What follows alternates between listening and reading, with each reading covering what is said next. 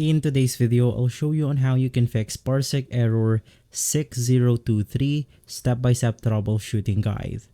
Basically, when you encounter this problem, this is related to network connections, so I'm referring to the official article on how we can simply solve this problem on Parsec. Basically, the 6023 code is representing what your internet router's UPnP tells us about how the connection failed.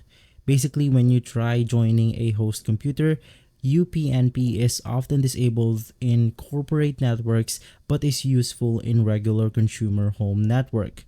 Now, the number one solution on the article right here is that any of the things below might cause a 6032 or 6024.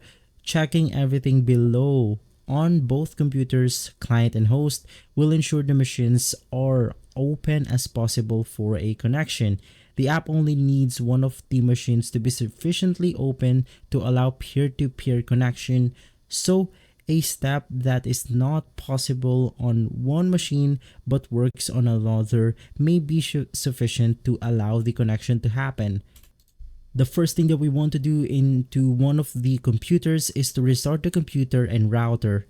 We also want to allow Parsec on the firewall. Now it's really easy to do. You can just press Windows R and then type control firewall.cpl,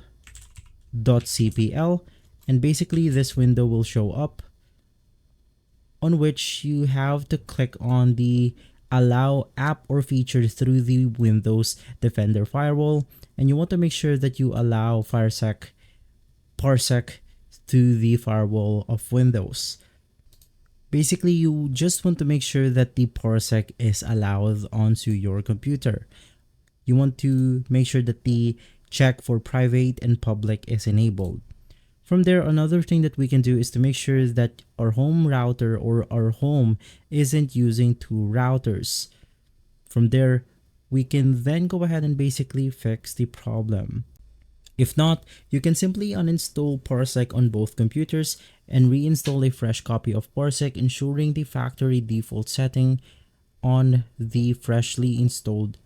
If not, you can simply uninstall Parsec on both machines, and then you want to install a new one, making sure that it is set to the factory default settings. If this video has been helpful, leave a like, subscribe, and follow Guide to Everything for more videos like this. Thanks for watching.